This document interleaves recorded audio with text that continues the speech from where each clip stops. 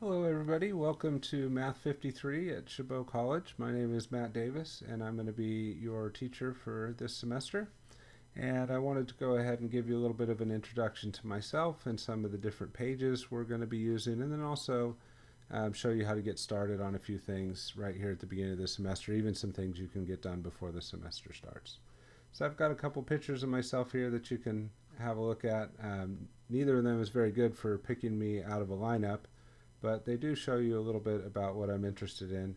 I do like snowboarding, I do like hiking. Apparently while I do both of those things, I like to occasionally jump off of some stuff.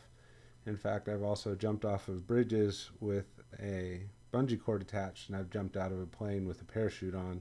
So I guess jumping is one of my passions. Some of the other hobbies that I have is I like to mountain bike with a little bit of jumping mixed in there, and then I also enjoy playing poker. Some background about me as a teacher. I've been teaching at Chabot since 1992. I've been teaching this course, Math 53, since we created it in 2013, and I was one of the people that did help create the course.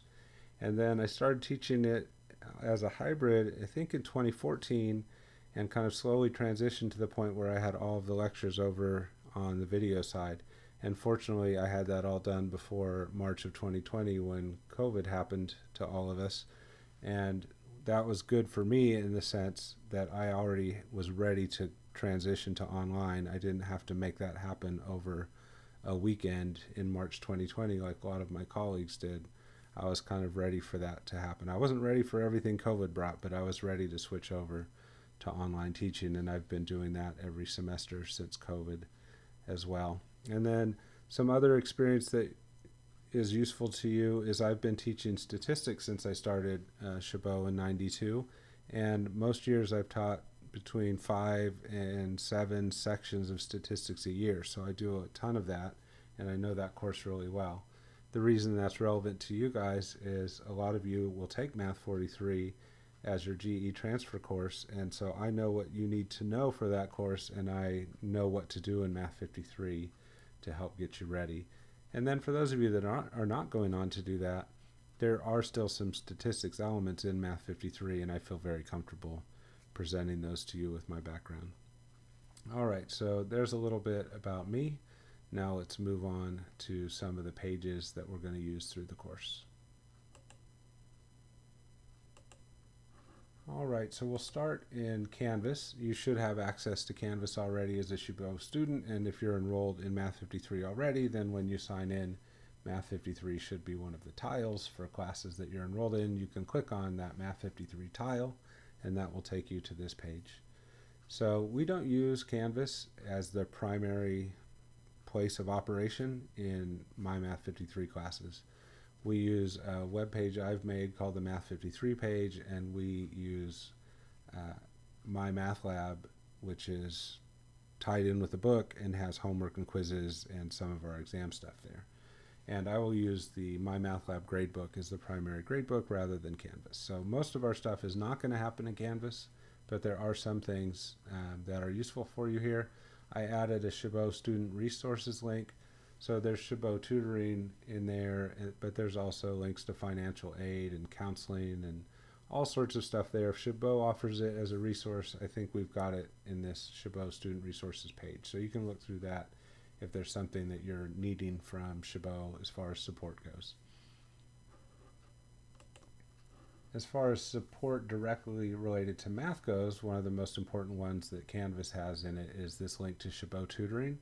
That's free online tutoring through Chabot College. So use that link if you want to set up tutoring appointments as the semester goes along. All right, so I think mainly that's it. And then we have a link here to the Math 53 page, which, as I said, will be one of the things that we use as a primary center of the course and where we go a lot. So if you need to get to the Math 53 page, one way to do that is to log into Canvas and go that way. I'm going to transition over to that Math 53 page. I would recommend that you bookmark this page in your web browser so that you don't always have to go through Canvas to get here, because you are going to use it a lot, and it would be nice to just be able to pull it up and not have to go through the Canvas stage if you didn't really need to be in Canvas. All right, so at the top, you have a link to my daily schedule. That changes from semester to semester, so I'm not going to click and show you that schedule, but you can look at it. And main thing that you would want to pick out there is when do I have office hours and when does our class have scheduled time, and you can find that on that link. It'll also have my email address and my office phone number. Not that I ever answer that phone, but it's there in case you wanted to call and leave a message. That's on the daily schedule.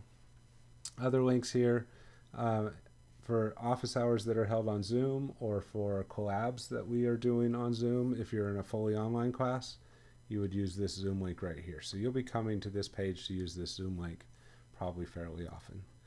Other things that are useful on this page is this link to the assignment calendar. That will usually be set up from now until the next exam. So at the beginning of the semester, it's set up from the beginning through exam 1. By the time we get to exam 1, I'll set it up through exam 2 and kind of keep moving along like that, so it's always set up to the next exam.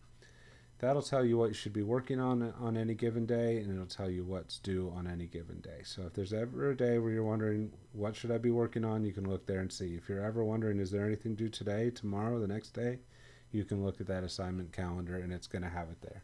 And it's going to list stuff that's due on Canvas. It's going to list stuff that's due in my math lab, so it's one place where you can see all the due dates at one time. All right, just a couple more things worth showing you here at the beginning, and then we'll start getting towards some of your assignments that you should be working on. There's a connection here to the STEM Center and to the Learning Connection. Those are places where you can get face-to-face tutoring. So if you click here, you can see what the current schedules are for in the STEM Center. It'll tell you when would be a good time for you to go there and have a math teacher around or a student tutor who could help with Math 53. So click on the STEM Center link to see those schedules that are posted. Learning Connection is about scheduling one-on-one, face-to-face tutoring sessions, usually for an hour at a time once a week with a Chabot math tutor. So this is more about the face-to-face, whereas the Canvas link is more for online. So that's for the tutoring, and then there is a graphing calculator requirement for this course, and we don't really start using it intensely as a graphing calculator until like chapter 4 or 5, but we do get into some of that stuff early, and you definitely will need a calculator early anyway, so you might as well get a graphing calculator as soon as possible and start getting used to it.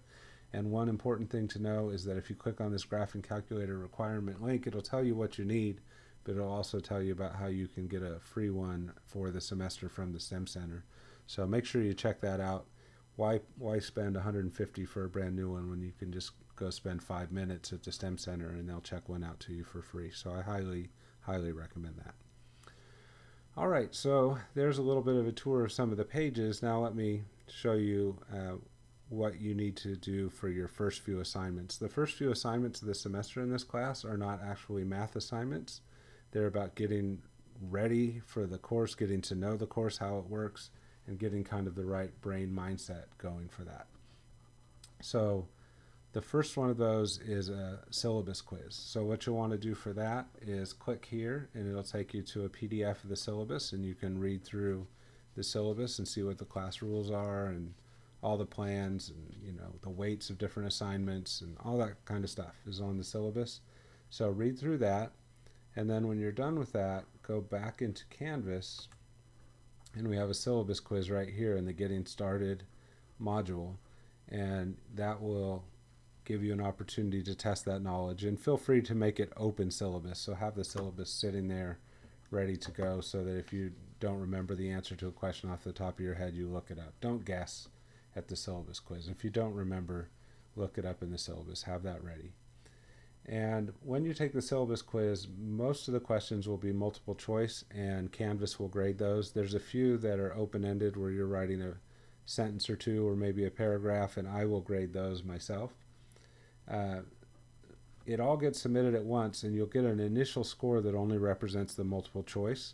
Make sure that when you click on the syllabus quiz, you read in the directions how many points would be a perfect score for the computer graded part. And if your score is lower than that, then click over here on the left to grades, find the syllabus, look through it, find the syllabus quiz, look through to see where your missed questions are, see which ones you got wrong, look at the syllabus to figure out what the right answer is, and then go right back and take the syllabus quiz again. You want to make sure that you have a perfect score on the part that the computer's grading. And then after it is due, the due date has passed, then I will go through and I will grade the open-ended questions for everybody, and you'll get a final score then. But let's make that initial score as high as possible by taking it as many times as you need to get a perfect score. The next assignment that I'm expecting you to get done early in the semester is to take the beginning of semester survey. Now, this is actually one of the easiest assignments that you'll have all semester long. If you go to the Math 53 page and you look down midway, you'll see this beginning of semester survey. You click on that, it'll take you to another web page that's by StatCrunch. That's an account page I have an account in, and I set up the survey in. You do not need to have an account to take the survey, so don't worry about that. It'll take you to this page called StatCrunch. You don't need to sign in, no account, none of that necessary. Just take the survey, and when you're done, hit submit. One odd thing about StatCrunch is when you hit submit, it doesn't take you to a new page and say thank you for doing the survey. It just does a pop-up that says thank you for doing the survey and then leaves you sitting on the page. Sometimes that freaks people out a little bit. They're not sure if it's submitted, and they hit submit several times, and then I get several copies of their answers in my data set, and I have to delete several of them. So please don't do that. When you click submit, watch for the little pop-up that says thank you. If you see that, you know it's submitted. You don't need to do anything else. You can navigate away from the page. So that's one thing. The next thing that you're asked to do is a brainology response. So if we scroll down the Math 53 page a little bit, there's 3 parts to the brainology response. So first of all, what this is about is thinking about the mindset you want to get your brain into so that you can do any difficult task, specifically learning math. So the 3 steps there, I'm going to want you to read this article by Carol Dweck. So if you click on the word article, it'll take you to the PDF and you can read through that. Once you've read the article, click here to watch this grit video by Angela Lee Duckworth. I think that's about 5 or 6 minutes long, and it actually ties in with the Carol Dweck article. And once you've done both of those things, click on this response survey, which again will be a StatCrunch thing. Fill out all the information there and answer the questions, and then click submit on that one. And again, you'll just get a thank you for doing the brainology response sort of thing. So when you see that, know that it has been successfully submitted. One other thing to note about the brainology response in the beginning of semester survey, if you look in Canvas, those are listed there. Those are places where I will put the score, but those scores don't get put there automatically by StatCrunch. I have to go through and review those in StatCrunch and then put a score in for you, and I will not do that until after the due date for those assignments has passed. So a lot of times students will click the survey and then say, oh, I don't see a score, I guess it didn't work, I need to do it again. But there is this delay between you do it, then I grade it, then the score shows up. So just be aware of that so that you don't end up doing things extra times that you don't need to. Alright, so if we look here on Canvas, we've talked about 3 of the 4 getting started things on Canvas. We've done the syllabus quiz, the beginning of the semester survey, and the brainology response. The final one is getting my math lab set up. This is so essential. We're going to do homework there. We're going to do quizzes there. We're going to do pieces of our exam there. You cannot pass the class without having my math lab. It's going to be a huge chunk of your grade coming from there. So this is something that we all have to set up. Unfortunately, it is something that you also have to buy. Last time I checked, it was $99 for one semester, or actually just for the course of my math lab. You can buy the book from the Chabot bookstore for much more than $99, and it will include a My Math Lab access code.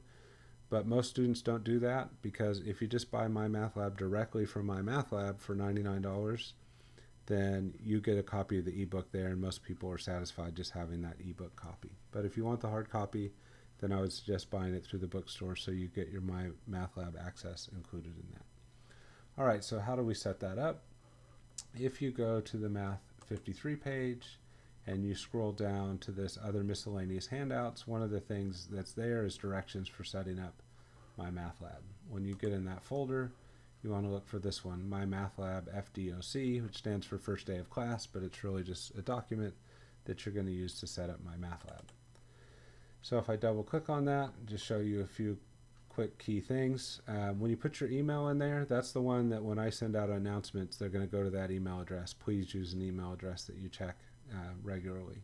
When it asks you for your course ID, it's going to be Davis and then 5 numbers. I didn't put the 5 numbers here because that varies from semester to semester. So see the front page of your syllabus, and there will be one line near the kind of middle top that says course ID. So look for Davis, 5 numbers. You'll put that in. And then there's 2 ways to pay, access code or credit card, and you can follow these directions right here. But what I want you to be aware of is that there's actually 3 things that you can do to get started. You could have an access code because you bought the book. You could pay the $99 right away with a credit card or PayPal. And they don't make this one as obvious on the webpage, so you might have to look for it a little bit. These 2 are buttons, and this one usually is just text that's kind of highlighted like a link. But there's temporary access available where you can get 2 weeks free to start off. So I would encourage everybody to do that. Why not, right? Who knows what's going to happen in the next 2 weeks, and it's nice to get a free start going. Just make sure that you're working on a plan for how you're going to make that temporary account a permanent one before that 2 weeks is over. One thing I want you to be aware of is you should not make multiple accounts. So like when this one, don't feel like we'll do the temporary and then later I'll make a real one. You're going to make the temporary and then later you're going to convert that into a permanent one. Every time you log into the temporary access account, it will offer you, like, do you have an access code to put in? Do you want to pay? If you let it expire because the 2 weeks goes by, when you go to log in, it'll say this is expired, but click here to pay or to put an access code in. So we're not making multiple accounts. We're just using a temporary one at first, and then when we have figured out what our method of payment is going to be, we sign in, we click the appropriate thing and put in either our code from the bookstore or credit card or PayPal information. The only other thing I would say about My Math Lab is please double check your name and your email address. But I have had people misspell their name and you can't change it yourself afterwards, so it's kind of embarrassing all semester long. There's your name and it's not spelled correctly. And please do things like capitalize the first letter of your name, but don't use all caps, just so that it kind of sorts well and looks good. Those aren't as key, but it's nice. Okay, that's kind of it for setup, right? So when we come into the course, we want to get started. We need to get to know the course through the syllabus and the syllabus quiz. I want to get to know you a little bit through the beginning of semester survey. I want you to get your brain in the right place to learn math through the brainology response. And I want you to set up My Math Lab so that you're ready to go when we get into the math and you can jump in and start tackling that. And speaking of that, that will be the next video, is one on what the chapter 1 cycle looks like, so you know how you learn the material and how you demonstrate that knowledge to me, and the different quizzes and homework and collaboratives and all that stuff we'll do. I'll show you that in that next video. So that one's coming up. Until then, I look forward to meeting you when we start doing collaborative activities, and I hope you have a great semester. Thanks for taking the time to listen to this orientation video.